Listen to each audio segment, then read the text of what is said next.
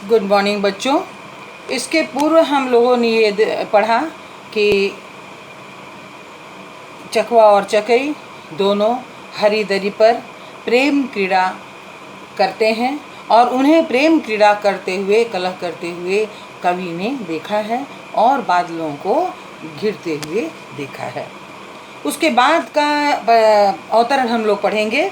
दुर्गम बर्फानी घाटी में, दुर्गम जहाँ कोई नहीं जा सके, अगम में, दुर्गम बर्फानी बर्फ से घिरी हुई घाटी में शत सहस्त्र फुट ऊंचाई पर, सैकड़ों हजारों फुट ऊंचाई पर अलख नाभि से, जो अलख बने जो नहीं दिखता है, उसकी नाभि से उठने वाले निज यानी अपने ही उन्माद यानी पागल करने वाले परिमल मोहक सुगंध के पीछे धावित हो होकर, दौड़ दौड़ कर तरल तरुण नव नए नए जो मृग हैं उनको कस्तूरी मृग, जो कस्तूरी मृग है, इस सुगंध के पीछे दौड़ते हुए भागते हुए देखा है।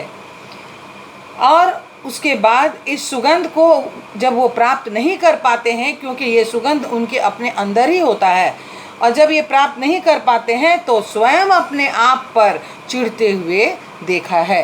ये मृग स्वयं अपने आप पर चिढ़ते हैं। अगला परिच्छेद हम पढ़ेंगे।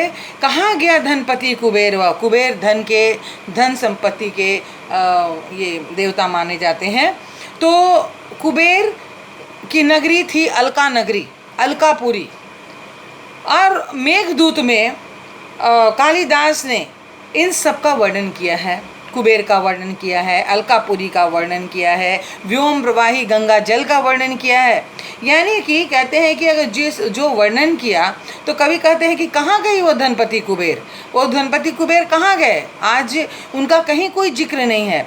ये अलकापुरी उनकी जो नगरी थी वो कहाँ गई, नहीं ठिकाना कालिदास के व्योम प्रवाही गंगा जल का।